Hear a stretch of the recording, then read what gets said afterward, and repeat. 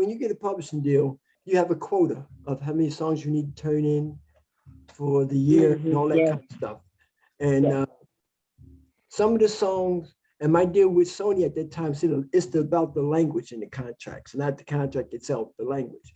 And back that first contract stated any songs that I turned in, if it was accepted, the word was acceptable, they had to accept it. They didn't accept it, it wasn't part of my quota. Say I had to give them 10 songs for the year. Oh, and they had to, wow. Accept it for it to count. Now, that song is broken down in percentages.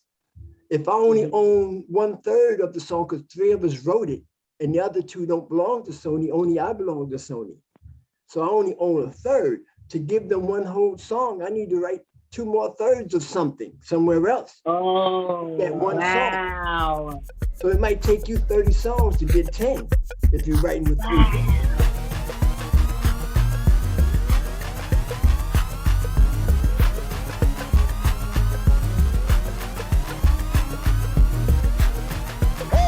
Welcome to Crossbars, the podcast where we discuss interesting topic with an alternative perspective. I'm your co-host, Big O, and I have with me. Hey, I'm Tanae, back in the building one more time with Derek OG Culler. Give it up for Mr. Culler. Ooh, yay! Okay, all right. So now, Mr. OG, let's first and foremost, let us get familiar on who you are and tell us just a brief background of yourself as well as your accomplishments. Just a brief so we get into it. Okay. My name is Derek Culler. Back in the day, everybody called me Derky, but now since I'm an older fella, I'm OG Derk now.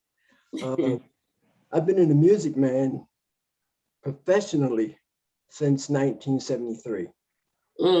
Started off with singing groups and whatnot, and went on to do a little solo projects. And then I got into the writing part, and I started writing hits for a few people. And, you know, it's a long career, man. Now I have 2 young sons that are producers. I'm behind the scene more like now, and I'm, you know, like their manager along with one of my daughters. We manage them, and our company is called Color Blend. And their company is called The Chefs. They're producers and artists. And they have a couple of artists signed to them. So pretty much, I've been working behind the scene for about the last 15 years since they've been doing it. You know, before that, I wrote for a number of people. Had a couple of deals, had some publishing deals, had a record deal, I've been through the whole thing. So, you know, I'm just still staying relevant and staying, you know, in their lives now. And guiding them so they don't have to go through some of the things that I went through throughout my, because I had no blueprint, you know, when nobody with me to help me do anything. It was trial and error, you know. But, you know, I'm proud of what I was able to do, you know. Okay, so now let me get right to the business. So you know the Jacksons? Do I know them? Yeah, because I saw, I was like, oh, fam. Two of them, because when I saw that, I was like, okay. I just try to give you a minute because I wanted to go straight there, you know. I wrote for 2 of them. Yeah. What's the 2? The 2 songs that, 2 of the big ones. One of them was a hit. The other one was just on the album. On Jermaine Jackson, I wrote his second #1 hit as an R&B singer. Stevie Wonder gave him one, and I gave him one. The one I gave him was called "Don't Take It Personal." Don't take it personal. All right. So I gotta ask this question. Hopefully it ain't disrespectful. Did he have makeup like that all the time? Because he looked kind of weird. Like I just want to know. Like I'm just keeping it 100. Like, you know, like watch this. Their whole family is a good looking family. I hated that they started doing weird stuff because they look good naturally. Because if you want to ask my opinion, I'm like, yo, I was a big Reby. I was like, yo, Centipede. Yo, was you in this session with Centipede? Okay, I'm all over the place. Let me come. No, but I wrote for her. That was the other one. Yeah, I wrote for her too. Oh, Reby was the okay, Jermaine and Reby. Upright. Yeah. Okay. Okay. All right. So, like, why? Like, was he always wearing makeup like that? I'm just being real. Like, why? I guess when he wanted to be. Yeah. When I saw him, I only saw him about 4 different times, and. Yeah, because it was quick in and out, you know. We got to chill a minute and we went to work, you know. All right. Hang out with the Jacksons like that. Right. They were in California and I'm gonna say in Jersey. You know, Got you. Jermaine came to Jersey for us to record him. Me and another one of my good friends. You know the group Surface? Yes. Yes. Yeah, well, Pick, the founder, Dave Pick County, that's like my brother. Me and him wrote "Don't Take a Person Together" for Jermaine. Then I wrote for Surface. You know, quite a few people. But he came to Jersey, and we recorded him in New Jersey. He was here about 3 days. You know, then he was out. Okay. Same Okay. with Rebe. She came to Jersey. You know, we didn't have to go out to LA. She came to Jersey and we cut her. That's you know. great. Okay. Okay. So now, thank you, sir. Thank you, OJ. I really appreciate that because now I don't feel like I'm crazy because I was in Woodbridge Mall in New Jersey and I swore I saw this woman. She looked like Rebe Jackson. And I was like, man, she's bad. She looked like one of the Jacksons. And I was like bugged out. So that could have been her. Like that could have been her. He's hoping and wishing. Well, this was back in like the 80s. 91. 91? Okay, yeah, because I was like a teenager. Yeah, I was still in high school. I was like, yeah. You know, like, you know, yeah. So, okay. So now you wrote a #1 hit single. You on fire and everything. You coming from New Jersey. What part of New Jersey are you originally from? Originally from Newark, New Jersey. Okay, now, all right, now I gotta watch my Brick wallet. City in the building. Let me make sure. Let me make sure I still got my wallet. You tricky. I know it's on Zoom. I got skills over there. Okay, so you from the Brick City. I love it. You know, y'all got the best fish and takes in the building. Straight up, shout out to Burger Nav. Yo, fish sandwiches. Yeah, with the Akbar sauce. If y'all don't know. I'm just telling you. If you don't know, you don't know. All right. So now, wrote #1 single coming from North. Now tell me, how is that pertaining to working with other groups? Because did the fees start going up because you had a #1 song, or was it, you know, like, all right, this is nothing new because I've been writing for years and this is what I do. This is a layup for me. Or you was like, wrote for Jermaine #1, so my fee is going to be here now, no longer here. Like what is it, the Homeboy Special? Well, you know, like before I even wrote for Jermaine, I was signed to Columbia Records at the time with another guy named Joshua Thompson. We were an act called Color Scheme. And we had signed a record deal. Well, I did a few things before getting to that point. You know, in the early 80s, I was doing a lot of background. There's a Jamaican artist called Jimmy Cliff. He was like the next to Bob Marley, you know. Yeah. So I did a lot of background on his vocals. I did background on Freddie Jackson. So I seen a lot of that. I seen background vocals on there. So you're a artist, songwriter, singer, musician, producer / that's a whole lot of because I'm thinking you just writing. You now we see where there's the OG in there. I've been singing, you know, almost as long as I can walk and talk. You know, I grew up in a church that sang a cappella. We didn't use any music, so learning harmonies and whatnot was like second nature. Wow. You know, we were doing that type of stuff, a choir doing that type of stuff, like Take 6. You know, right. So my ear was already sharp to that. Before I was I didn't start writing until I was in my late 20s, because I was in situations that I wasn't needed to write. Right. I was in groups. I came into a group called Kaleidoscope that was signed to Philadelphia International back in the days. And they already had a writer, you know, per se, in the group. I came and took the place of another person. And the writing was already there. I wasn't even trying to write. I knew I was pretty good at arranging harmonies and all that, but I never was really trying to write the lyrics. Right. You know, and after that situation kind of like died down when the group broke up, one of the guys who was in the group who also brought me into the group, me and him stayed together writing. He started teaching me how to write. He knew I knew how to arrange. He said, all right, this is what I'm gonna do. He said, I'm gonna give you a song, I'm gonna give you a track, and I'm gonna put the hook down. You tell the story to bring it to this hook.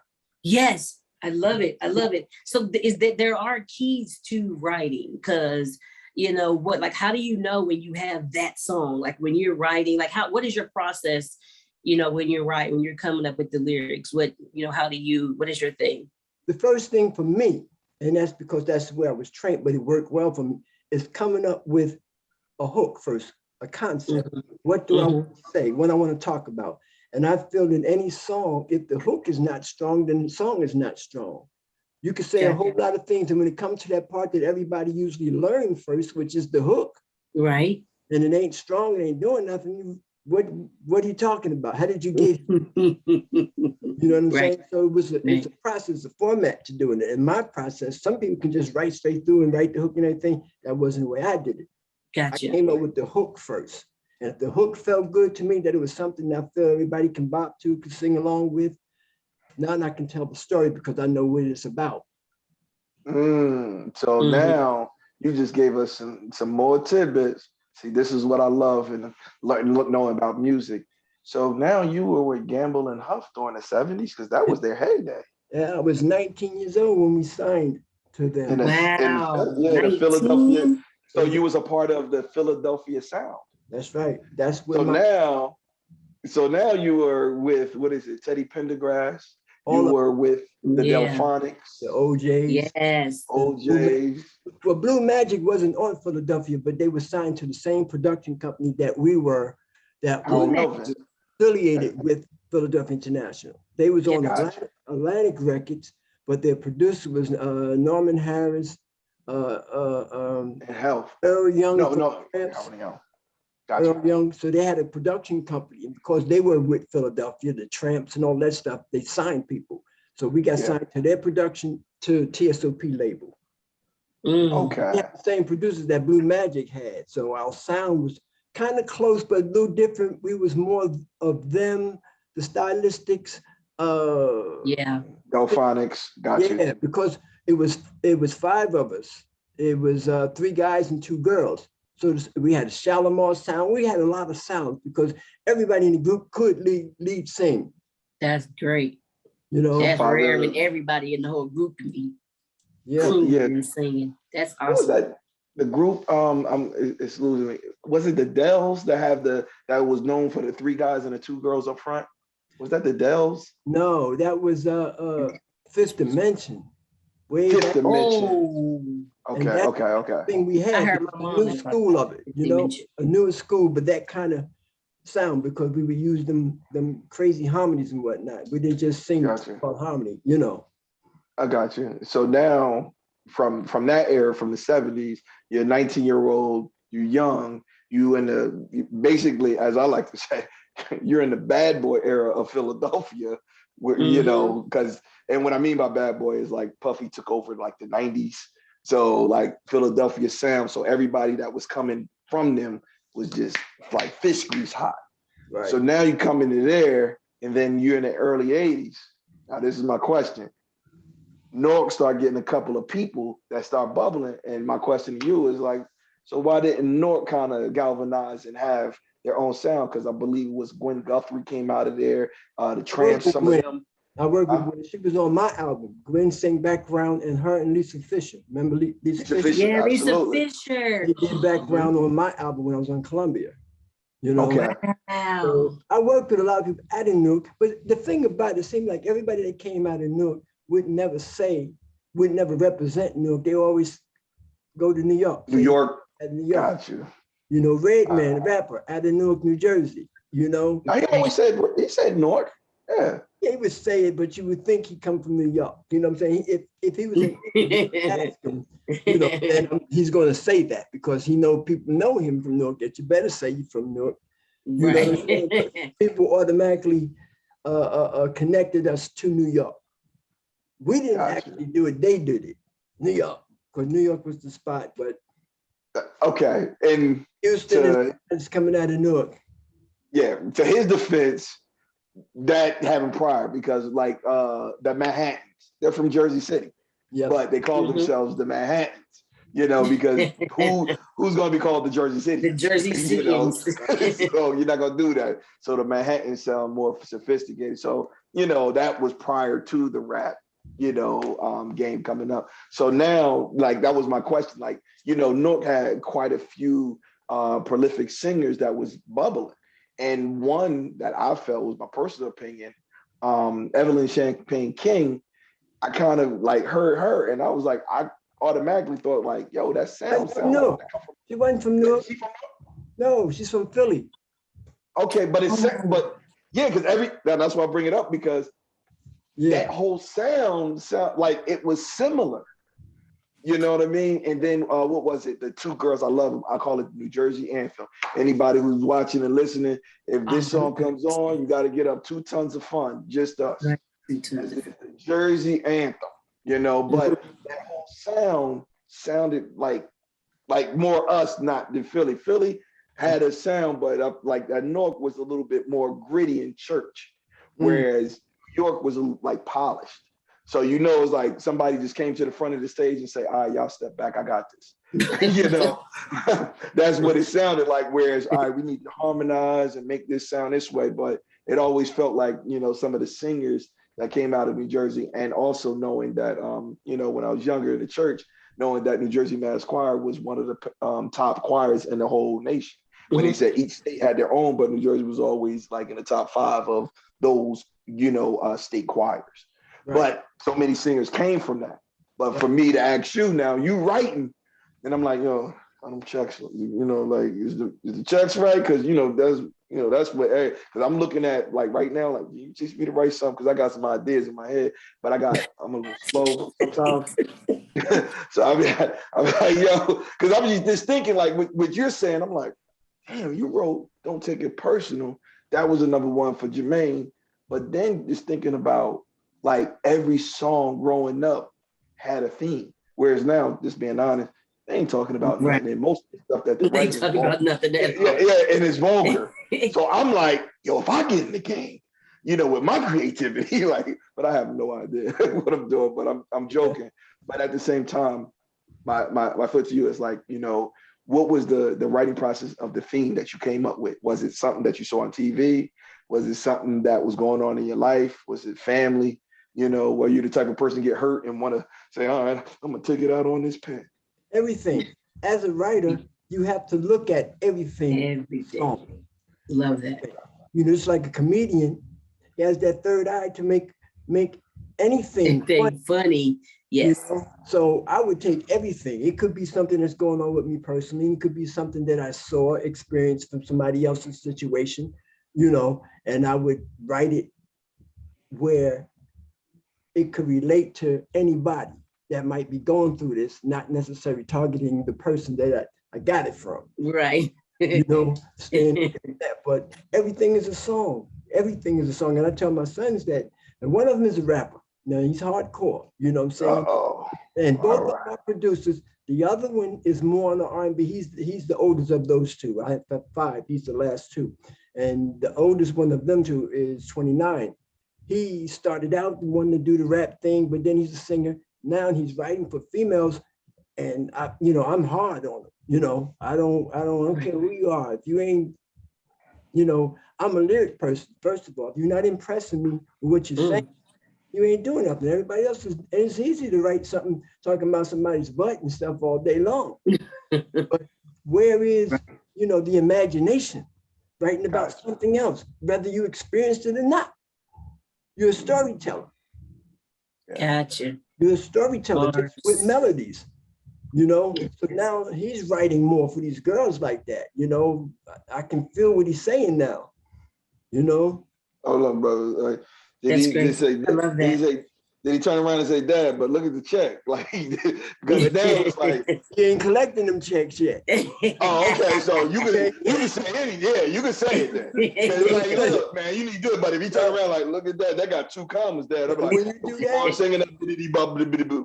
Yeah, absolutely. Okay. Every time I said, when you start collecting them checks like I collect, when you have a couple of them plaques up on your wall like I did, then you tell me something. Say that. Now, listen right now. Learn. Right. Listen. Because it's a revolving thing. Everything comes back around. This might be for the moment you're talking about nothing but this. But if you notice the young writers and producers now, you got Lucky Day, certain ones. These guys are writing. Every day. Yeah. They breaking back to the old school with new sounds. Simple. Yeah, that Bruno Mars and that Silk Sonic sound. It back. Took it all the way back. And those are the ones that's getting paid. Everybody else that's doing it, they get a check, but is that longevity? Do you have any songs that people want to remake and sample? I do. Right. You see what I'm saying? That's what my son. My song been remade twice. Don't take it personal. I haven't seen checks from. What rapper? Because when you said that, look, what rapper made "Don't Take It Personal"? No rapper yet, but Monica redid it on one of her remake. That was the name of her album. Yeah. That was the name of her album. Don't Take It Personal. No, but it was the album that had Just One of Those Days. That's her first album. Her first album was named Don't Take It Personal. Right. I paid from that. Then Will Smith turned around and used it again, changed the name to Just Cruising. I made more money off that than I made off the original song. Wow. So what about when I'm glad you're talking about that, because when, you know, people are like these youngsters, like, I don't know if there's like, and I said this in another one of our interviews, is there a mentorship? Like, how do you tell these young people, you know, do this, you know, is there something in the industry? If there was something that you could add to the industry, you know, for the new age stuff, like what would you say, or what would you do to keep the industry, to make the industry a little more valuable? It's all about development. That's what's missing.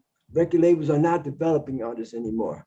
They grab them, giving them a hit, put them out there, and they letting them put anything out there because that's what sells in there. You know what I'm saying? Drama, all this stuff. That's how they want to portray us. So they allow them to put that music out there like that. There's no development in labels no more. When I was signed, man, we had to go to elegant class and everything. Interviewed. You know what I'm saying? They're getting on there, they don't know how to be interviewed. And yeah, man, you know what I mean? So difference. And the way we're doing it now with my sons and them, I'm the person that develops, you know, get them ready. I don't do the music anymore. They write what they want to write. My thing is showing them how to be a recording artist. There's a difference between being a live singer and a recording artist. Much more discipline in recording. Live, people's hype. They don't care. They don't even hear the bad note. They don't hear none of that. They excited about seeing you. Well, the record person listen to that record over and over and over, going to pick it apart. Yes. You know what I'm saying? So my job is to develop. You know, and that's the way we run it. I always tell them, I said, the best way, you got to go back to the root of things. The way Motown ran their company is the perfect way to run a company. Barry Gordy used to have listening sessions with everybody there. Before he dropped a song, that all the artists there would have to come and sit and listen to this record. He said, now, which one of these songs would you spend your lunch money for? Right. You know, he didn't allow artists to get no ego about this is what they want to put out. You know, it was a thing where everybody listened to this song. And what they said, then Barry took it and ran from there. You know, but there's no development now. So everybody put out whatever they want. And this independent thing, that can be a good thing when you know how to use it. Right. It can be a good thing because now you don't have no middleman taking your money, you know, but you better know what you're doing. Have a plan. Don't do stuff because you can. What's the plan to market and push this record that you get ready to put out? There's a whole lot of things missing today. You know, I don't knock nobody how they get their money. You know? Yes. Yours, that's how you get, but I know what I know. I'm not gonna let you change me because I know what works. I've been there. You're trying to get there. Right. So is there some artist that you really enjoyed working with? Is there an artist two questions, is an artist that you really enjoy working with? Like, man, I love singing with them. And then what is your favorite venue that you've performed? Two-part question. He's like, you're making me think back now. You know what?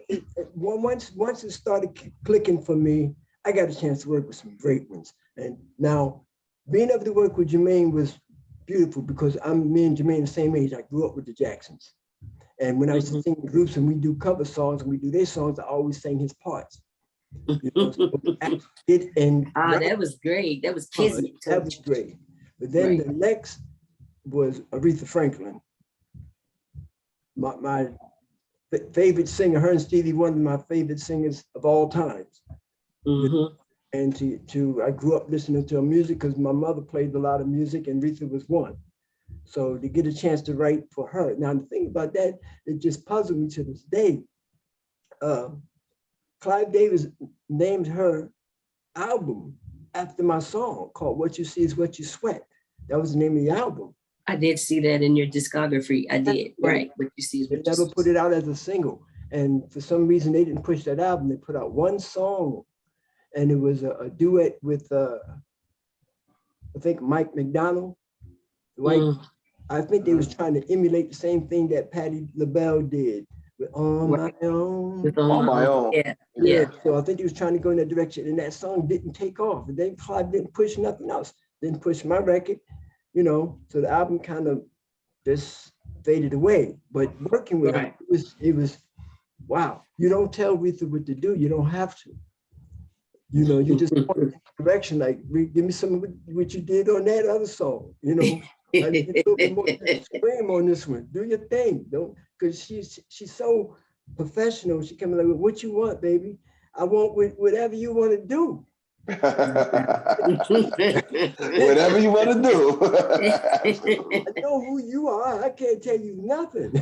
Right. You know, and then I had a chance to work with her also. Never put the record out. I don't think it made her album. Shaka Khan.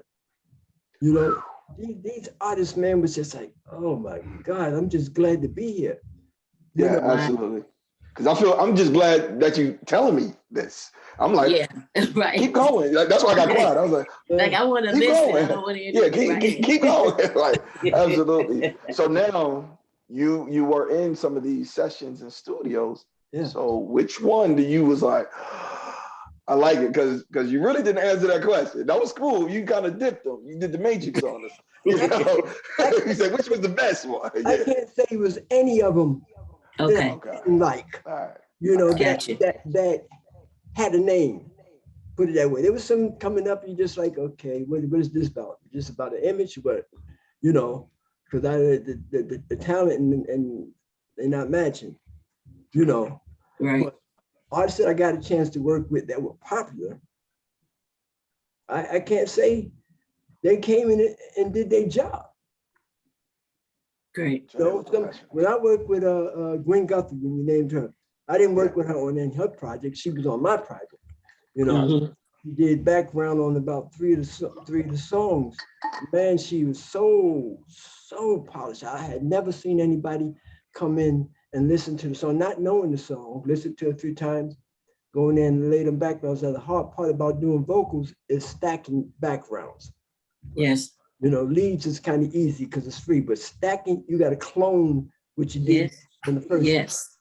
You know, most people heard that when with Jay-Z's album 444, what is it, Family Ties? When they stacked Beyonce's vocals behind it, and people were like, "How do they do that?" And I was like, "Oh, that's stacking. I know what that is."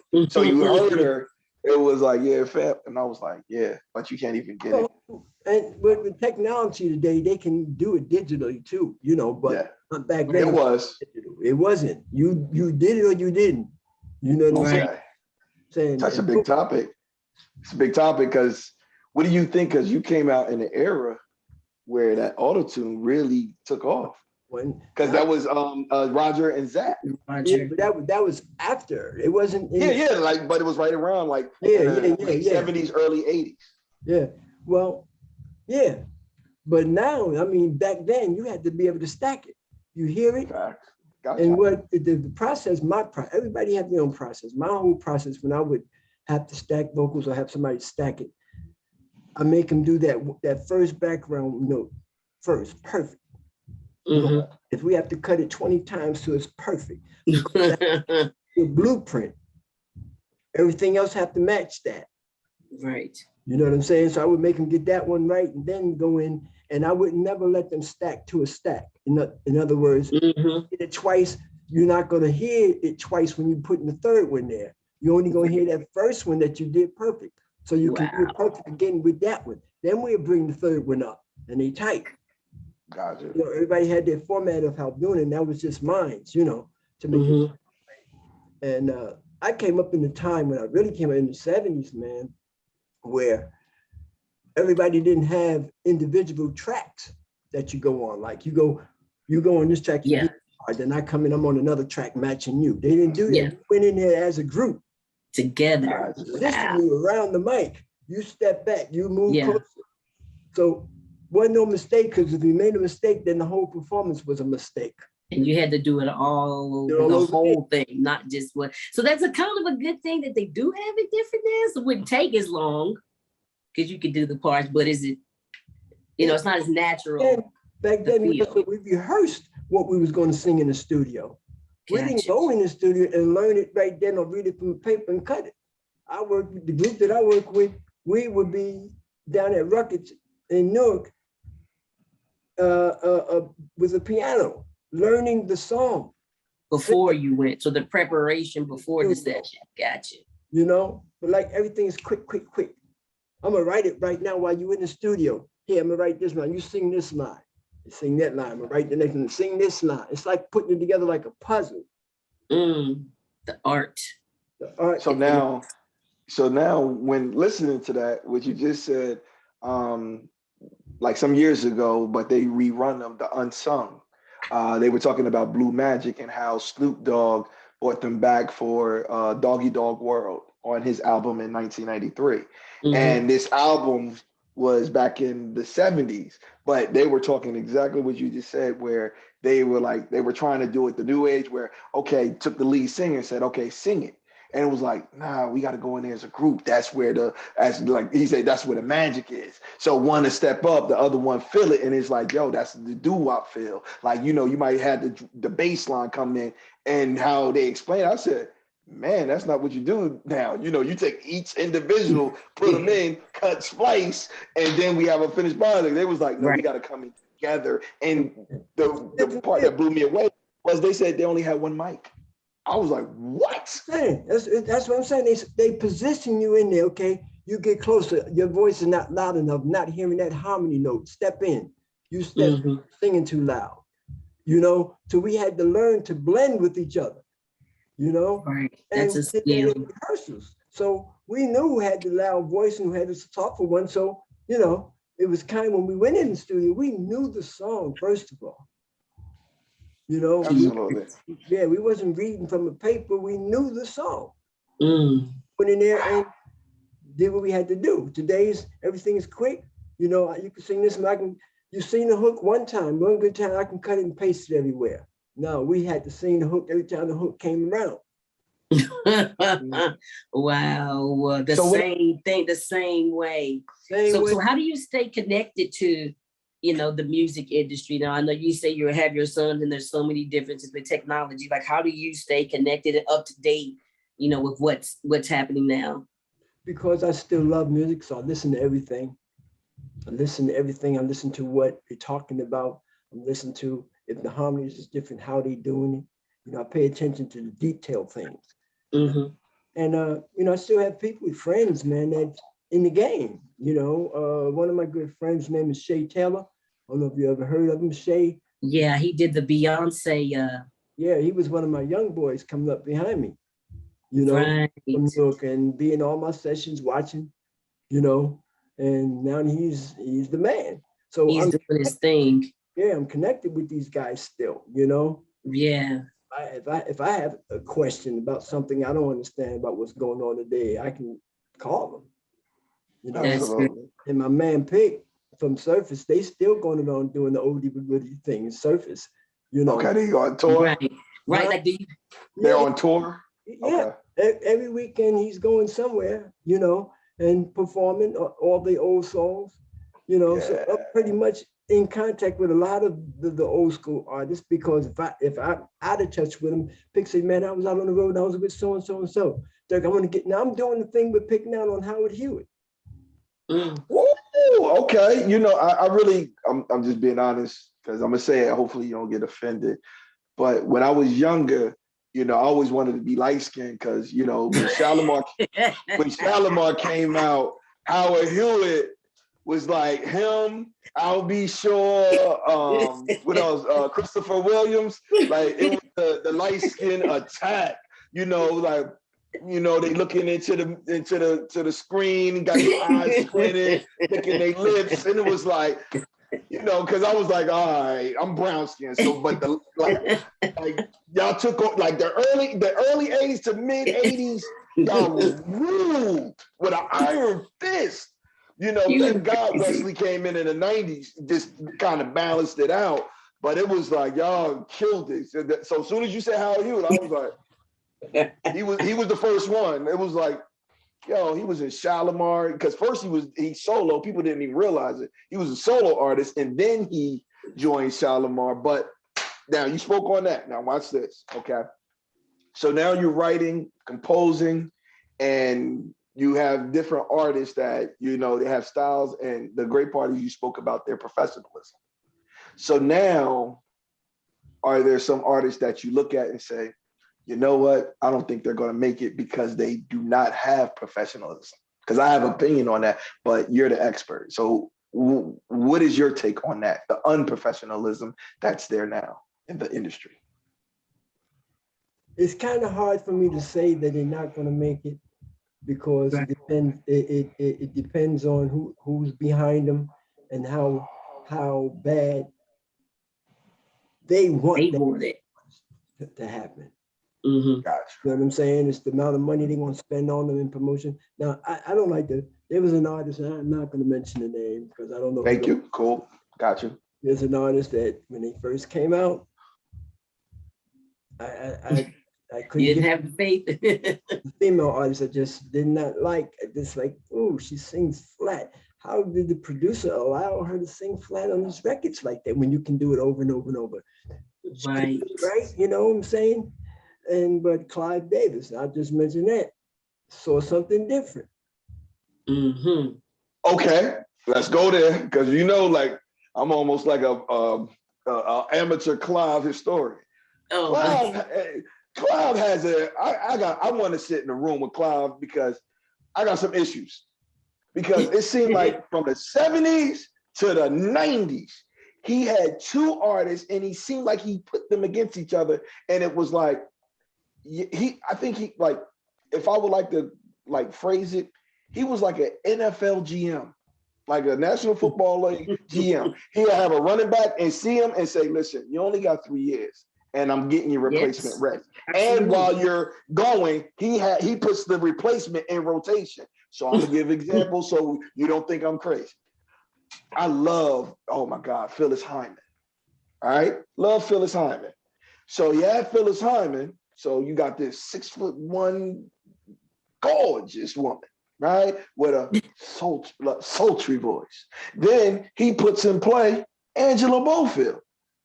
I'm like, what are you, dog? Ain't that the same people? Then later on, now watch this, because you'll see it. Later on, he gets this skinny little girl out of East Orange, Newark, right? They used to call her Whitney. Well, you know, y'all know her as Whitney. Then he put another one right in play, little skinny girl. She was a backup singer, but she was light-skinned. She was a little lighter, backup singer for Brenda K. Starr. They put her to the front, and voila, Mariah Carey. They put her in play and did that. And Mariah Carey wasn't with Tommy Mottola built her. Yeah, it was with Tommy, but I thought that Clive took over in the beginning, and then when she got famous, she went to Tommy. Because remember, she was first, remember, Brenda K. Starr, she was the backup singer, came out and then got crazy large with Butterfly, with Jermaine Dupri and everything. So, like, I've been following Clive, and then, you know, they said some other things with, you know, some artists, but that's not here and there. That's not for us to discuss. But I'm just talking about him, you know, putting one against the other, and it seemed like he would do this, and I'm like, why would he do that? You know, and even with Fantasia and Jennifer Hudson, because Clive Davis has the one for American Idol. American Idol, right. Yeah, so I was like, why is he putting them against each other? Clive was about that money. period. Oh, you just made it easy. Marketing. So Business. It's business. Business. Why only have one? A quarterback needs a backup, right? There's a It seemed like, but he made them play the same position. So because if you look at the keep that one that's up front honest. Do your job. Like you can be replaced. You know, don't. So he wasn't NFL Jim. He was more like a pivot. You can be replaced. Do your job because you see everybody waiting. Get it. I get it. Wow. Yes. I get that. You kept it. Listen, that's gangster. That was great. No, I love the way that was gangster. He was like, look, keep her on her toes. Goodness gracious. Let me tell you a situation. When before Jermaine cut, don't take it personal, right? Because it wasn't even, I didn't write it for him. I wrote it because I could sing it. Correct. Okay? Heard it. Clive wanted it for Milli Vanilli. Milli Vanilli. That's a little before their time. Milli Vanilli was later. No, wow. Right then. This was right. They wasn't known yet. Yeah, because that was like, don't take it personally. It was like what, 85, right? No, it was 90.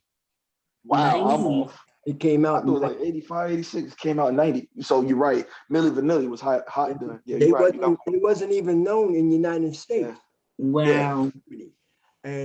But they were signed to Arista, but overseas, right? So this was a group that he knew he was going to break. He knew that they could not sing. We didn't know. Me and Pick did not know that. Right? And when he heard the song, he wanted to give it to him, and we was like, "Who's Milli Vanilli?" You know, and like we didn't know who they were. So he said, "I'm gonna send you guys, let you guys go over to Germany and cut on the guy." So when the time came close to do that, the producers who they were signed to, that production company, didn't want us to come over to Germany because they knew the situation. They knew, right? And we didn't. So we were like, well, we were just coming up, just getting ready to we was getting, coming up ourselves, right? Gotcha. So we like, if we can't produce, we can't have the record. We don't know who they are. Correct. You see what I'm saying? So at the time, Jermaine was in the building at Arista. Gotcha. And this other guy, another friend of Eric Nuri, he was the head of black music at that time over at Arista. He went and got Jermaine. No, when we said no, Clive said, "Well, fellas, I think y'all making a financial decision." That was his only comment. Y'all making a financial decision. We like, okay, we don't know who they are. Right. Heard of them. So we don't want to take that chance on the song. And we can't produce it. We just gonna give it to them. We're like, no. So Eric went down the hall, came back with Jermaine. Wow. Played the song for Jermaine. Jermaine said, "I want it." Wow. And that's history. Wow. Came to #1 R&B. But as me and Pick think about it, we wish we had gave it to Milli Vanilli. Wow. These guys sold 100 million records worldwide. Oh, yeah. Girl, you know it's true. But wait, what's been getting my head? I've been to ask Surface. What was their main song? It was like, what is it? Only you can make me happy. You can make me happy. Only you can make me love. Shower me with your love, yeah. Shower me with your love. Everything. Know that one? With Regina. Which one? You are my everything. Oh, yeah. I wrote that. So that was my second #1 song. So Regina Bell. So now working with Regina, because she was the background. Hold up, it's slipping me. Hold up, stop. OG, stop. Don't do it, OG. We going to test J to the neck. What was Regina Bell, the backup singer too? We're gonna listen. I don't remember. My history facts are not good in my head. I'm just saying. She was doing backup stuff for the Manhattans.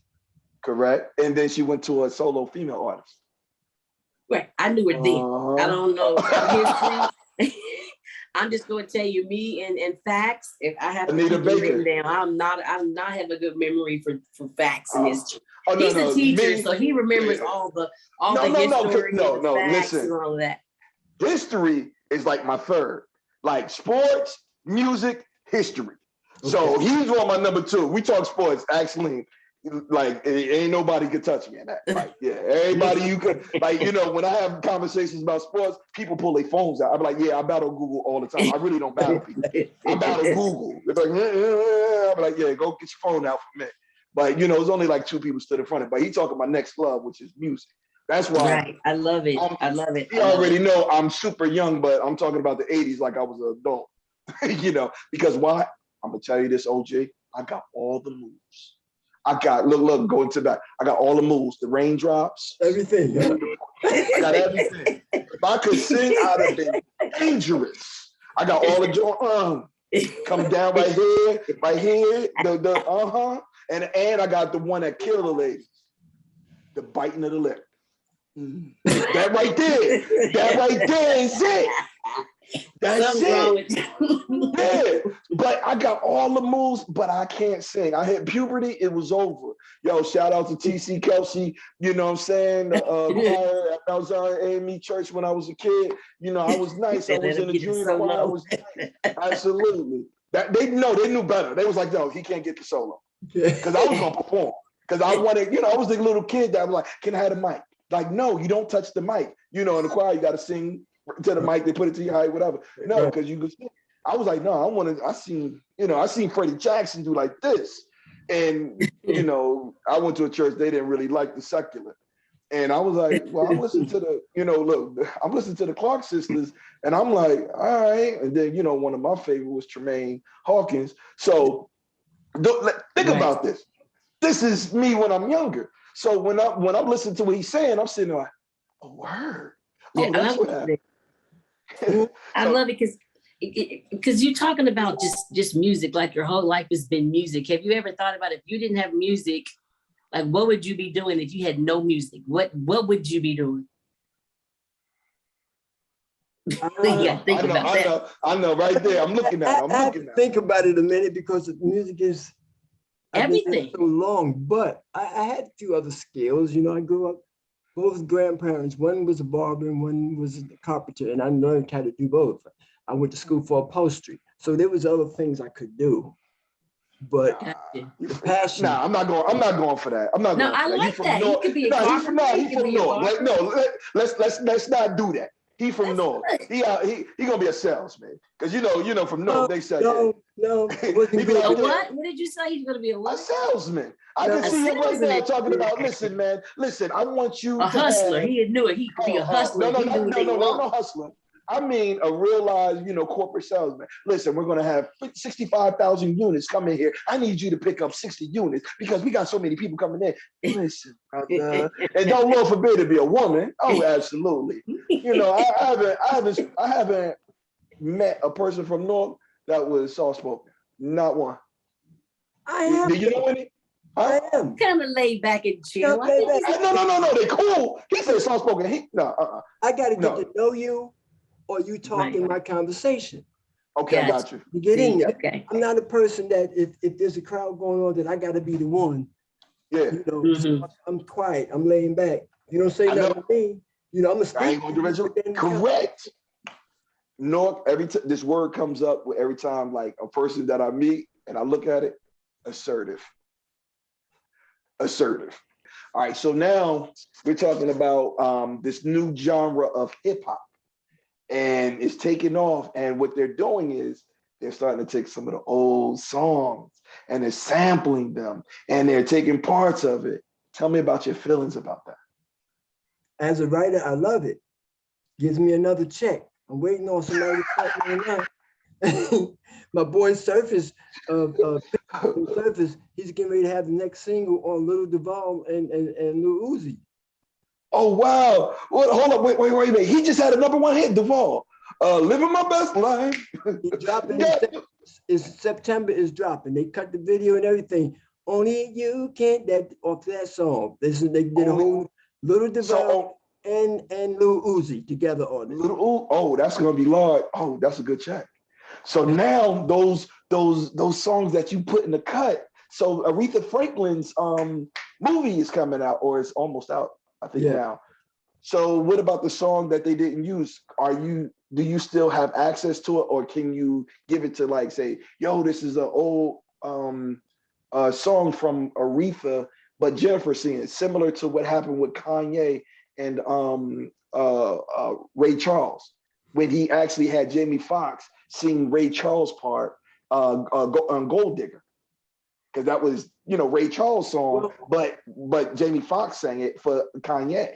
Yeah. So that's what I'm saying. So the original owner, which was Ray Charles or his estate, whoever gets it, they got paid again because they had to get permission from the administrator, whoever is the person that administrates the publishing. And most of the songs that I wrote back then in the 90s are under Sony Administration. So they're the one who will give permission for the licenses, you know what I'm saying, to do that. And of course, if there's an artist that's popping, they're not going to say no. It's bringing them money all over again. All they do at that point is renegotiate because someone is now added to the copyright or to the splits. For instance, somebody's added to the splits. Yeah. Don't Take It Personally was written by me, Dave Conley, and Dave Townsend, who was a member of Surface. Gotcha. So we'd own it. So if somebody, when they wanted to come now, Will Smith, when he did what he did, he was added to the copyright. And then the publishers, Sony negotiate how much he's going to get of the publishing. Oh, so you don't negotiate how much you get? Sony negotiates that. Whoever's your administrator. And back then, I owned 50% of my portion. Each three of us that was on it have their own portion. Gotcha. Yeah, you see what I'm saying? And my portion, I own 50% and Sony owned 50%. But they were the administrators. They're the one that took care of all the paperwork, all of the licenses and all that stuff. So it would be crazy for them to say, Les is an artist, nobody know they're not coming out. They might not do it. But if it's somebody that's already named, they're like, yeah, you can do it. But this is what we're going to give you. Okay, because now I have some real questions off of what you just said. Because the song Don't Take It Personal, I want to say Gangstar used that. And that was one of their big songs. But I don't know if they use any of the music, but the name of their song was Don't Take It Personal. Can't copyright a name. There's many songs out here called I Love You. One person don't own that. You can't copyright the name, you copyright the melodies and the lyrics. You know what I'm saying? I do. Yeah, if you use lyrics, then I'm part of that song. If you use my melody, that's part of the song. But the title, I don't own the title. Okay, because Wanda White, she was on our podcast a few months ago. It's up on our YouTube, and she has she's a comedian like Lil Duval, and she has her own song as well. And she spoke about she has a song called I Ain't No Joke. No, I'm No Joke. And I was like, can you do that? Because I said, Eric B. and Raquel. And she said, no. And it's one caveat that is different. And she was like, no, their song calls I Ain't No Joke. We said, not no joke or something. And it just changed up just a little bit. And I was like, are you able to do that? And she was like, yep, because it's not theirs. And I was like, oh. And she could have used the exact same phrasing. They don't own that. But that's the phrase. But that's the hook in the song, like the name of the song. So you saying she could have did it? It's not long as her lyrics inside of her song and the melody of it is nothing like theirs. They can't own that title. How many songs do you know that's called I Love You? True. Can't own that. That's just a title. You own the melodies and the lyrics. That's what make a song, not the title. Okay. All right. I do understand that. So now if someone during this time and they use some of the songs that you have used, you would have to find them first, or is Sony finding that? If I hear it, Yeah. Contact Sony and say, And let them know. I did that to Lyrica Anderson. She don't take it personal, right? And when I listen to the song, some similarities, wasn't a whole lot. So I called Sony. I said, do y'all know of this artist called Lyrica Anderson? And I said, she has a song out called Don't Take It Personal, which you guys are the administrator. You know, so look into it. Okay. They got back with me and say, no, we can't, it's not enough for us to do anything about it. So it's not, I'm thinking, you know what I'm saying? Yeah, I do, but I'm thinking they are the administrators. It's my job. If I hear something that's close to what I know that I created, I call them, you know. Okay. And then they look into it. And of course, they go and they like the Bulldogs. They go and they want that money too. Can we get that? Can we get that? Absolutely. So now, because part of it leads me to another, like, this is how crazy these questions, like these conversations is, because a few years ago, what's my man, Alan Thicke? I think Thicke, and he used Marvin Gaye, but they was like, it's not the same, but they said it had the same feeling. And I was like, you can do it off the feeling? Close. It was close. You think it was close? Yeah, they was Robert Thicke. Robert Thicke. The chord progressions and changes was not exactly the change, but you could tell the idea of that change came from that change. Same feel, same everything. It was enough for them to win. But you just said the idea, how you argue an idea. Because you said the idea of it would change this, and I'm like, I can say, no, that wasn't the idea. Because you're telling me my thought process. Yeah, but you can say what you want. Once it goes into the court, and then they hearing it, and they listening, and then they playing the songs back to back. It was like, you was influenced by this thing. He's like, you was influenced. Cut the check. Yeah. Okay. Because all right, and I do understand that. And what about, because you said Sony, but I thought Michael Jackson owned a third of Sony's publishing. So does Michael Jackson own that, or is that something different? No, he didn't own. No, he owned the Beatles catalog. No. He then got a whole bunch. That's why he had a beef with Tommy Mottola. But they say Tommy Mottola now owns part of the Beatles catalog now. Because he brought it all. Because it went up for auction. When? Yeah, when Mike. No, watch this. Watch this. How did it go up for auction if someone paid for it and it's been it's like, part of Sony. It was part of Sony, and Tommy Mottola is part owner of Sony. Okay, hear me out, because maybe I'm make sure I'm gonna say it correct. So Michael Jackson purchased the Beatles catalog, right? Purchased with money.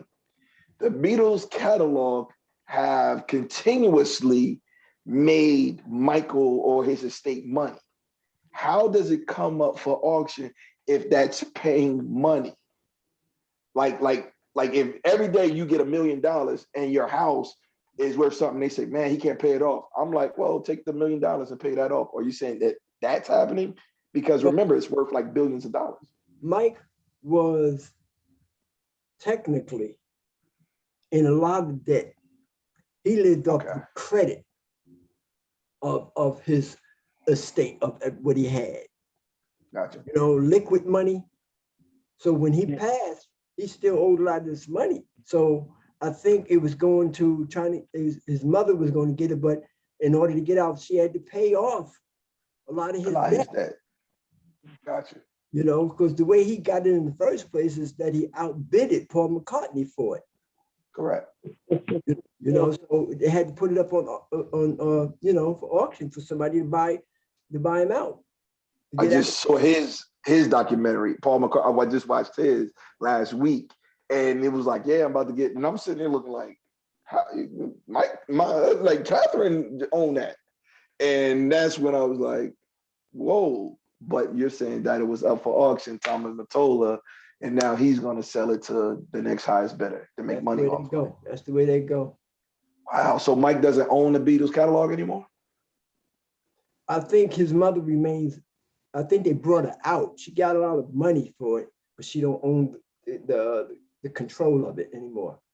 What about the other, because Mike used to collect people's catalogs because, you know, he had a lot of it. And that's why I said to you, one third of so. Man, he learned the business and he was buying up other people's publishing and different things. He was a brilliant guy, you know, as far as understanding how this business worked. Once he learned and understood publishing, it was over. Okay. You know, because publishing is it. Yeah. You back in the day, wasn't no black writers, none of that getting publishing. Not until Ray Charles. You know, Ray Charles did it. Then once we realized that we were able to get it, because even when I did my first publishing deal, which was with Sony, but it was new for us to even get any. So for me to get 50% ownership of mine was a great situation. Correct. You know what I'm saying? And then a couple of years later, after that, I signed another deal with DreamWorks. And then, the movie. The movie, like Pixar. That's what it went to. I signed to them. Like, and then, what's his name? Steve, what's the dude that owned it? Spielberg. No, wasn't it Jobs? No, Steven Jobs. Steven Spielberg. He owned DreamWorks movie. DreamWorks and Pixar was Steve Jobs. Yeah, right. Absolutely. And he sold. What he did was he sold his publishing portion. He kept the movie rights, but he sold his publishing to another company called I can't think of their name. So everything that I wrote under that particular deal with DreamWorks, they brought the publishing from that. I had to fight to get out of that deal. You know, because they wasn't doing nothing for me. They brought my publishing. You know what I'm saying? So I had to fight and to get out of that deal. And it took me a while. They wouldn't release me at first. I said, look, I'm never going to write a song for you. You know, I'll write a song under somebody else's name before I give you another song. So y'all need to let me out of this here. But they held on to me for about 2 years or 3 years before they would let me out of that deal. Wow. You know, they realized that you wasn't going to get nothing from me. Yeah, I'll write a song under my mother's name, anybody's name. You ain't going to get it. Wow. Get my money. Wow. Gotcha. So with your, and I don't know, I kind of maybe missed out on a couple of things, but with your own record that was, I guess, 86, the different shades of color. Oh yeah. On that one. So what prompted you to say, no more groups, you know what, I'm writing, let me do something, you know, on my own?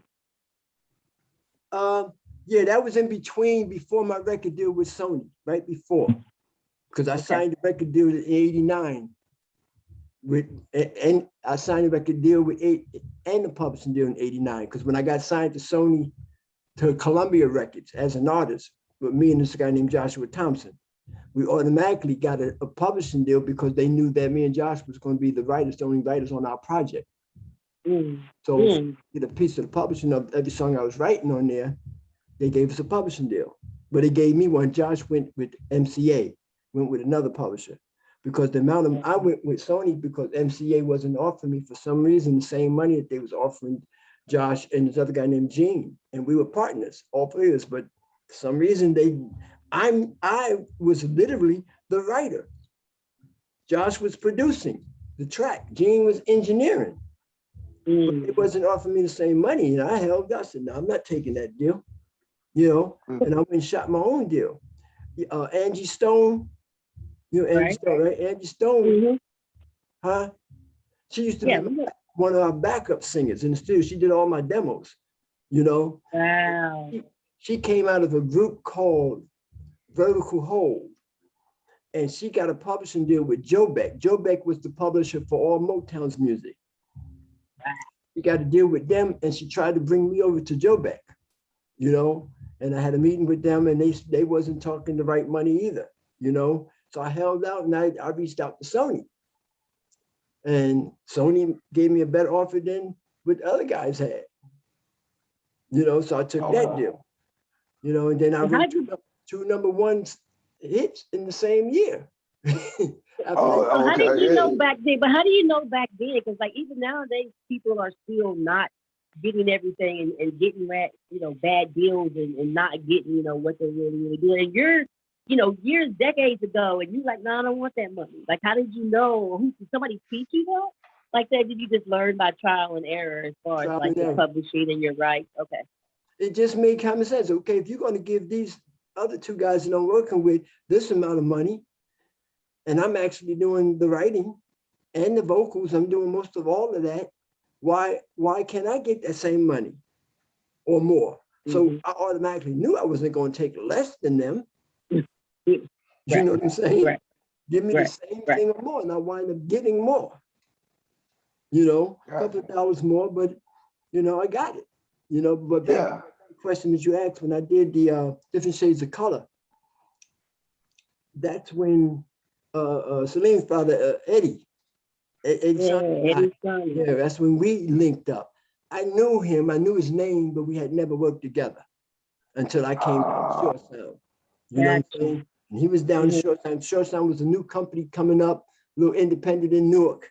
You know what I'm saying? And I was kind of in between, not doing anything. You know what I'm saying? Learning my writing skills and whatnot with my man Tommy. And so when I came down, somebody said, man, you ever seen that studio down on Bradford Place in Newark? I'm like, no, you need to go down and check it out. So I went down there, and the lady who was running the company, I knew her, I met her before. And then when they knew my history, that I was in Kaleidoscope, the group that was signed to Philadelphia and all that, that kind of opened the doors. And then me and Eddie hooked up. He was the producer down there. He was, doing music. We linked up, and we just like, ever since then, kind of been inseparable. That was over 30 years ago. We've been writing, and he did the whole album. He did, did the writing, and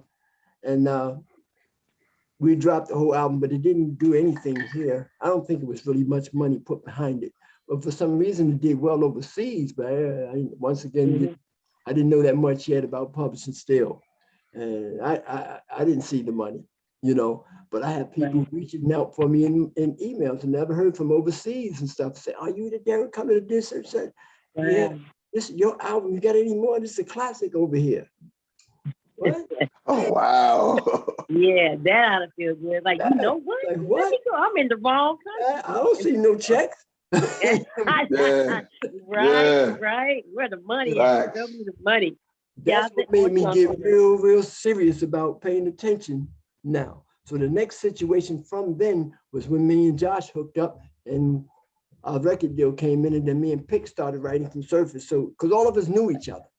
We've been in music since teenagers together. They from East Orange, from Newark, and we used to be in talent shows, and we all knew each other. And Pick's group, Surface, was the first one that kind of took off. His first hit was a song called Falling in Love with You.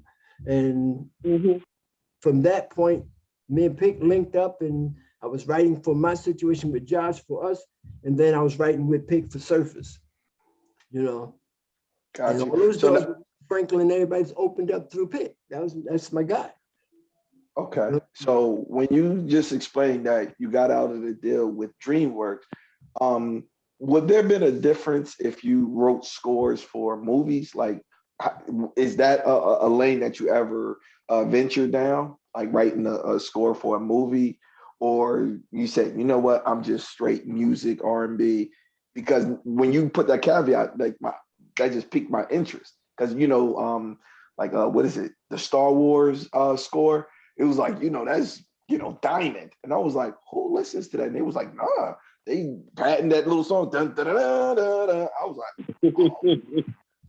I never thought of that. But when you said that, and I was like, yeah, that was a new. I never did. I mean, I've heard that a couple of my songs, when you get a publishing deal, you have a quota of how many songs you need to turn in for the year and all that kind of stuff.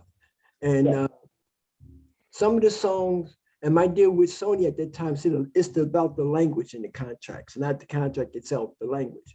And back that first contract stated, any songs that I turned in, if it was accepted, the word was acceptable, they had to accept it. They didn't accept it, it wasn't part of my quota. Say I had to give them 10 songs for the year. Oh, and they had to, wow. Accept it for it to count. Now, that song is broken down in percentages. If I only own 1/3 of the song, because 3 of us wrote it, and the other 2 don't belong to Sony, only I belong to Sony. So I only own 1/3. To give them one whole song, I need to write 2 more thirds of something somewhere else. Oh, Get one wow. song. So it might take you 30 songs to get 10 if you're writing with 3 people. Wow. If you have other people, wow. You know, a lot of people don't know that and didn't know that. And they just started thinking, oh, I got to give them 10 songs. No, it's 10 songs by percentages of what you owe. Oh. You know? Wow. So I had like, I'm like blown. My mind is like right now. I had a couple of songs that was never said, they was just accepted. But once you turn them in, I learned this. Once you turn them in, whether they say accepted, it's theirs. This is what the game they would play, just for some young writers coming there and watch this. Yeah, I'm learning. When you stop a publishing deal, you're playing songs for these guys, for them to say, yeah, I want to sign you, right? So say if I played 10 songs for them, trying to get them to accept me. When they finally say yes, those first 10 songs that I sent them, they're getting for free. That goes under a thing called Schedule A. That don't even count for your commitment now. We got them free. Before we That's just like to get you in the door. Wow. We gotta stop. We gotta stop right there. Because you just said something and messed my head up. So Drake, for So Far Gone, that was really a mixtape. So you're telling me if he gave that mixtape, he wouldn't receive anything really off of that first album, correct? He received, if them songs come out, you get your royalties.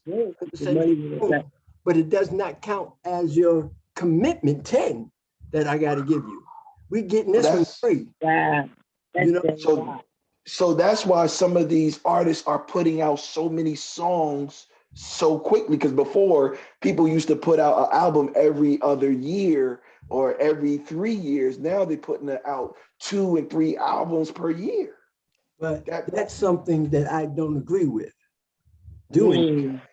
Yeah, I know, but I'm saying it now. I understand why they're doing it, because they're giving it so much away for free. But the language has even changed in the contracts now. They don't say acceptable. The song might say, I need 10 songs from you, with 5 of them got to be placements. It ain't my job to get placements. It's your job, the publisher, to get placements. Right. What are placements? What do you mean? Placements is on somebody's project. It might say placement, that means it's on the project. It might say single. Single, I got to get the single.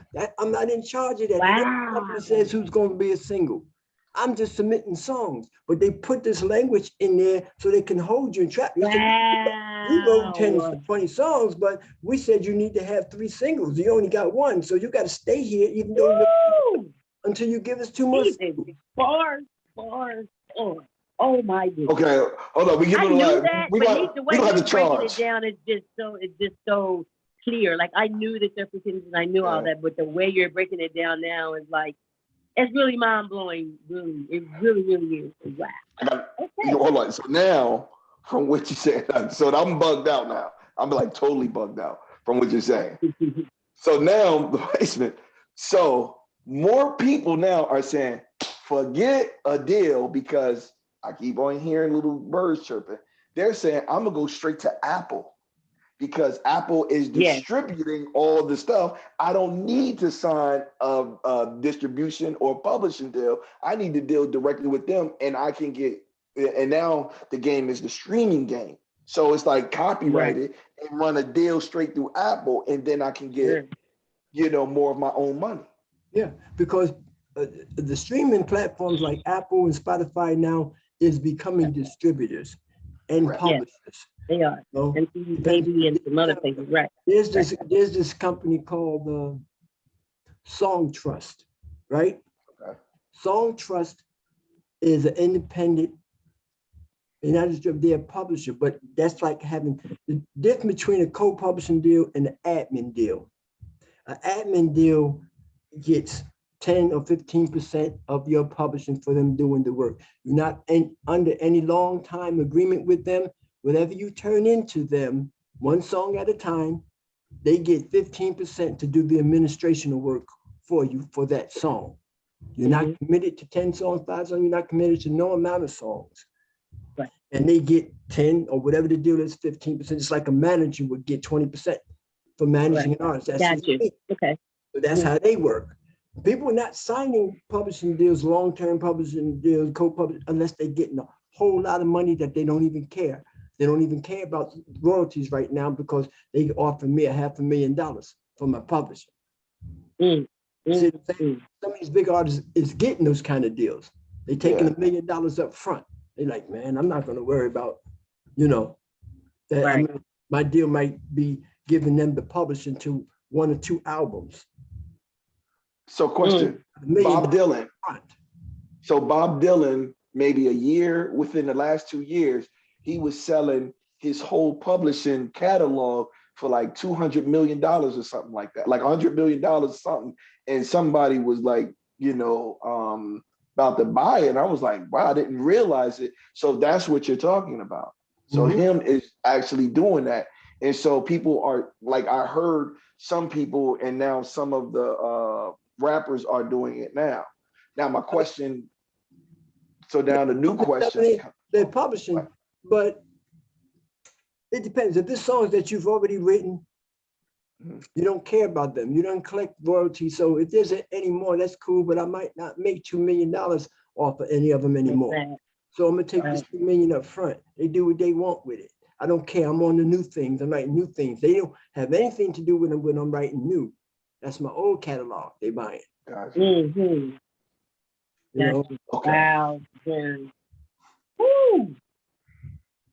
Okay. Wow. So now, because I went to different places, I was like, okay, wait, man, he did that. I counted on one. All right. So now, if you have those individuals signing off on them, basically, record companies will actually have to transform, or they no longer exist because it's.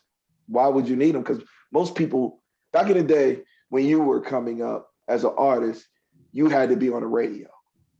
No one really consumes music through the radio anymore. It's really not digital. The young generation, not the young. Yeah, the young generation. Yeah, correct. Right. So more people are consuming their music through their device and through the internet. And now it's like, well, I don't need you to get me on, or payola or whatever, to get me on the radio, because radio is a dying, like it'd be more popular than TikTok. Yeah. It costs a lot of money. Radio want for them to put you in full rotation. They want $200,000. Yeah. Really? Got $200,000. See, the record companies can put that kind of money up, but you locked into them forever. That's where 360 deals come in. 360 mean I'm getting a piece of everything. Your publishing, your tours, your everything that you make that's connected to music. Your likeness, your everything that's connected to you.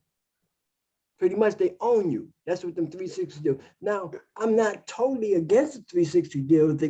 It's the amount. We have to negotiate the percentage of what I'm gonna give you on each and everything. I'm out there working, doing the tour. I'm not giving you 50% of my tour money. Because that's how the artists are paid today, off of tours, because they certainly ain't making a lot of money off a record. True. You got to sell, go on Spotify or any of them streaming things to sell one album, considered sold an album, 1,500 streams. 1,500 streams have to sell for that to be a sale of one album. So going platinum, going platinum today is not easy to do. Correct. You know what I'm saying? I got 2 gold records and a platinum.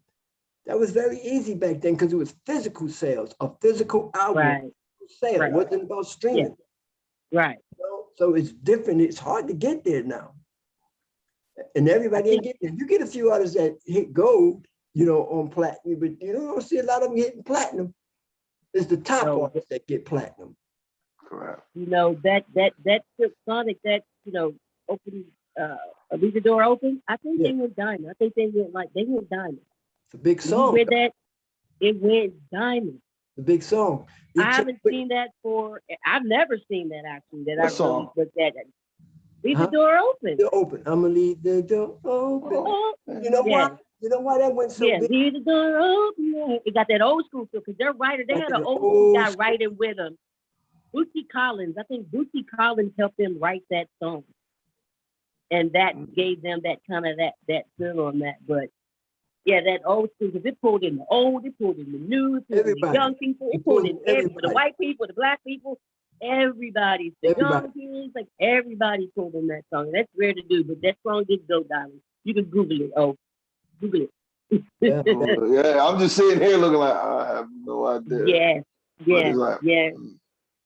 See, and there's a whole lot of gimmicks that everybody is using now to automatically go platinum and gold. You know, they selling deals to selling their albums to phone companies. He's doing all that kind of stuff. So it already goes merchandise. Yeah. Right. Platinum before it's even hitting the public. You know. Right. All right. So for your, I know you were talking about a little bit earlier. We're gonna, start wrapping up here in just a few, but your sons, they're doing their thing. You said it's Culler Blend Entertainment. Well, that's my management. Culler Blend is management. That's me and my daughter. And the chefs is the name of their production companies. And we're the managers of the chefs. Yes. So are you seeking artists right now? Are you looking? Are you going out? Like, how are you finding? At the moment, if the special is special. But right now, we got 2 girls that are special. And then my son, my youngest son, the other one produced, he's special. I'm telling you, this guy, and I'm not saying it because he's my son, he's literally that good. I think once we drop him, he's going to take over the future. What's the other guy's name? 2 Chainz and all that stuff. Oh, 2 Chainz. Okay. 2 Chainz and Future. I'm telling you, they got nothing on this guy. This guy is ridiculous, man. You can go to and see some stuff he did, like cover tunes on YouTube. His name is Kobe, K-O-B Worldwide. Code Worldwide. And he got some stuff, but he's a beast. He's 25, but he's a beast. We dropped a few things just to test the water before a couple of years because he's been doing it for a while, but now we're not just dropping anymore. We're focusing on how we're going to promote and market him, to really make him take off, and then we got my other son, he goes by the name of One of a Kind. He's producing these 2 girls, man, and these girls is special, man. They're special. So we don't really want to sign too many people without making somebody happen. Gotcha.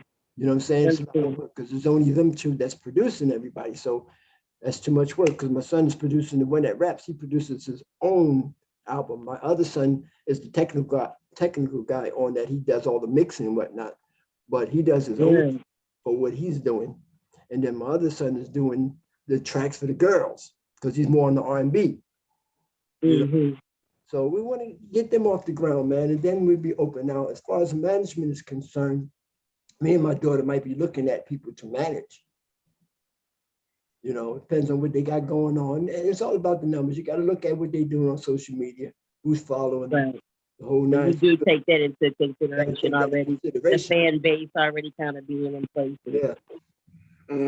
So now I have what I call a quick fire question. All right. So you got to choose one or the other, or you can say neither, but you can't say both. All right. Okay. So I'm going to give you 2 options. I'm going to give you one group, or you can say neither, but you can't say both. You got to pick one, or you say I don't want to pick one. Got it? Okay. All right. So let me throw the layup. All right. Michael Jackson or Prince?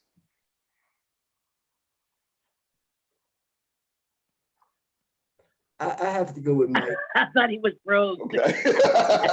Because they both are special, man. I have to go with Mike because Mike's whole performance is an experience. Got you. Okay, cool. No judgment, but these are hard. That's why I say quick fire. They're hard. Okay. All right. Marvin Gaye or Teddy Pendergrass? Marvin Gaye. Okay. All right. The barge. I just forgot it that quick. I cannot believe this. Oh, Shalimar, because we talk about Hollywood. Shalimar or DeBarge? Shalimar. Because I like Howard Hewitt. I can sing anything he sing. So that was my guy, you know, coming up. Okay. All right. Okay. All right. This one I think should be easy. Gwen Guthrie or Evelyn Champagne King? Gwen Guthrie. Okay. I worked with her. I know what she can do. I got you. Now let me give you the hard one. Patti LaBelle or Aretha Franklin? Aretha Franklin. Not that Patty. Hold up. Not that Patty's not good. Okay, he's like, let me clarify. Okay, but Aretha, because I grew up watching her and then worked with it and then went to concerts. There's nothing Aretha can't sing. Nothing. Like Beyonce today can sing from opera to this. People don't know what Aretha could do. They really don't. They heard one side, depending on generation, how long you've been following her. Okay. Listen. I'm going. No. I'm gonna give it 2-1 because now I got to go into the bonus section. All right, the bonus section because you know I know music. So now we're gonna go to some bonus ones that you got that one. Okay, Shaka Khan or Stephanie Mills? Shaka Khan. Okay. See, maybe I'm a little biased because I got to meet these people personally and be in the studio with them. Okay. Right. All right, now we'll try to put you in some hot water now. Naughty by Nature or Redman? Well, you put me in hip hop water because I really didn't come up in the hip hop generation. But they from your area, I got you. Yeah, you know what I'm saying? So I don't know all their music, man. You know, I know who they are, but I don't know their music. Like that. Okay, it's okay. I was like, yeah, but let me put him up there. You know, he got walk past him. You know, like, oh, y'all heard the podcast. What you talking about? Yeah. Come on, with that. All right, so yeah, listen, there was no wrong answer because everyone that I had mentioned are legends, and we all have different opinions on everything. You know, it's just that we know that Big O can't sing or dance, but I got the moves. I remember that. I got the moves. Yeah, I got the moves. So I wish that one. Yeah, maybe in that management company teach this guy some steps. The raindrops, no. Yeah, like I think I could be in somebody's video or something. You know what I mean? Like, like I could point to you. You know, like when Prince say, "Do you want me?" and that, like, you know, like that. Like that's there. That's why, like, my whole personality, and which was weird things that I learned about music. They say Prince, his mannerism was similar to Morris Day, but this is how Morris Day is telling. And Morris Day's portrayal of himself is more like Prince, and he's like the quiet one. So Morris Day had to become this character, like, you know, flamboyant, so he could be known and popular. And Prince was like the quiet one, but he really wasn't. Prince was more like Morris Day, and Morris Day was more like Prince. And how we tell the story, I'm sitting here like, I can't even believe it. But Morris Day was like, no, I'm a recluse. I don't like talking. But, okay, all right. What about this one? Is it true that Alexander O'Neal was down with Prince and the crew? Like, or were you familiar with them? Okay. Because I keep on hearing stories, and I was like, some people telling jokes. They from the same place. They from out the same place, but I don't know. But I know Morris Day was from the Times. Yeah. Mm-hmm. Yeah, you know, all of them grew up in the same area. Grew up there, out that Minneapolis type. Minnesota, yeah, Minnesota. Okay. Work with Sherelle. The same with I worked with her. Because Alexander O'Neal was there, but he was supposed to. Yeah, I worked with her when I was in Atlanta for a little bit. I got a chance to work with her. But not really right. Well, I started a song with her when me and Pick did. We started a song, but we never finished it. And then I ran into her again when I was in Atlanta for a while. It was an artist that was down there working with, and she was kind of affiliated with the artist. Got you. Okay, I got you. Question, because it's just for me. It's just for Big O. Because I'm thinking about it, because I've been talking to you and you inspired me. Is there any money in jingles? Because now I feel like I might be able to write a jingle. Yeah. Is money in jingles? And would I have to go through the same process? So you got to write the songs, but the thing with writing jingles, You only need like a minute. You got to get right to the punchline, to the hook, a catchy punchline, a couple of words to lead to whatever you're trying to sell. You know, catchy melody. And it's the same kind of voice. It's a stream, because I've seen jingles turn into whole songs. What? You know, the jingle be so hot, somebody complete the song, finish it. So now it's just Jamie Foxx and it is. But no, because in my brain working, I was like, yo, like back when we were smaller, where's the beef? I'm like, who came up with that? Do they get money with that? Like, you know, where's the beef? That saying, if you patent that, where's the beef? You patent it, you own it. I got a couple of something. You got video games too. All these video games, you got it's a lot of stuff in it. A lot of different ways. Video games using hard tracks you never heard on the radio, but they be like, whoa, this is hard. I never even thought about that. All right, so I'm about to get in the industry. I got to get me a certain, like, I can't do big O. You know what I mean? Somebody be like, wait a minute, that's my teacher. Like, nah, I might write something too hard. You know what I mean? All right. So okay, now we both gotta be quiet now. You see, like you gave me the cue. Like I was like, no, I was just saying, is there anything like right now moving forward, is there anything that you wish you would have done that you didn't get to do? You know, coming up through the times, or anything that you're like, dang, I wish I could have did a song with this person or anything like that. And is it the end for you? Can we hear some? Are we going to hear something from you anytime soon, or you know, you might go to give it a little throwback? I don't know. You know, when it comes to me, I don't want light skins coming back, because Idris Elba kind of I already see it. Mr. Still Your Nana. We can see it already. Mr. Still Your Nana, he's back. Hell to the nah.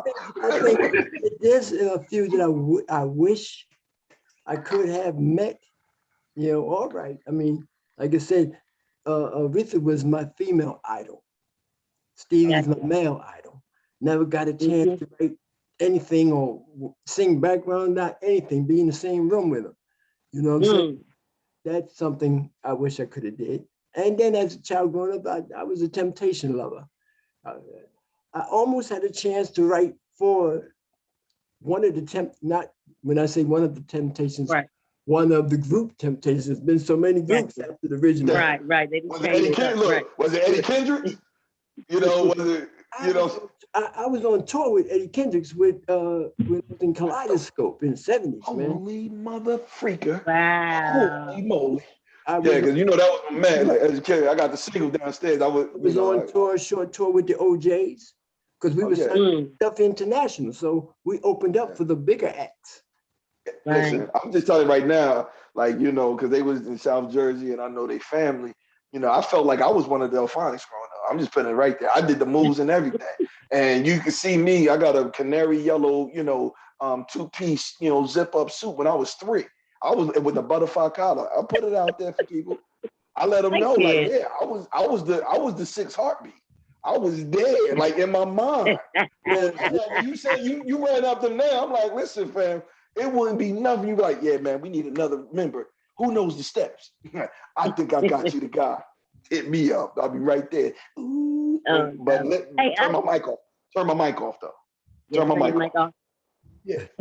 Oh, I could do the rap. Did you do that? Hold up, wait a minute. Was you one of the rapper ones? Like when the song dropped, you'd be like, yeah, girl, you know.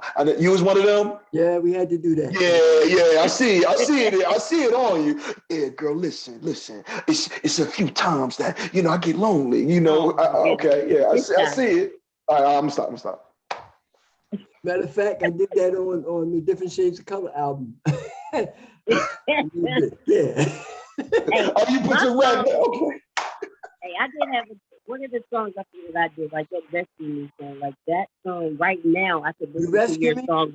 Yeah. Damn, man. That could be like right now. Like they you know what? Now. You're not the first one. Matter of fact, my wife, I wrote it for her. You know, and she tells me all the time, you need to redo that song, get it redone. You do. It sounds current. Like I can hear that song playing kind of now. It has that feeling to it. You know what I mean? Like one of those timeless. I think that's the very first song that Eddie and I did together. Rescue Me? You Rescue Me. I talk in that one. Jason ain't trying to be an A&R. It's trying to be an A&R. Yeah. Hey, look, I had my little times with my little things that I was going to do and then work out, but you know, hey, it's like me. Oh man. That's cool. Okay. Yeah, I'm digging that one right there. But just a couple more things. Anything you want to say to any do you have anything before I close out? Oh, because I know might have a couple more questions. He's like, No. I'm trying. Anything? Listen, You good? Yes. He'll say something, and then it'd be like, bing, bing, bing, bing, bing. I'm like, oh, wait. Then what about this? What about that? What about that? And I'm like, okay, stop. Hold on, stop. So much and information. So exciting. So that's what information. But anything you would say to, and I always want to ask any upcoming artist or anybody who wants to get into the entertainment industry, is it something or any words of wisdom or anything that you could, give them before they take the leap? First thing you got to do, you got to love this thing. Don't get into it thinking it's quick money and you're just going to, and success is going to come overnight. It happens every once in a while, but that's not the way it goes. And even more today, that's not the way it goes because there's a ton of people trying to do it now, and everybody's calling themselves independent. So, and there's a lot of non-talented people. Say that again. That's doing it. That's in the way of talented. Be serious about what you're doing. Know you and do your homework. Know about this thing you're getting into. Know the ins and outs of it. This is a bit. It's not. I hear people use the term, the music game. It's not a game. The music business. This is a business. It's not a game. So know your business. If you want to last, you want to be a one-hit wonder, that's something different. But if you want to be here for a while, know your business. Pretty much that, and be true to your craft. You can't do it every once in a while. You got to do it all the time. You got to live this thing. I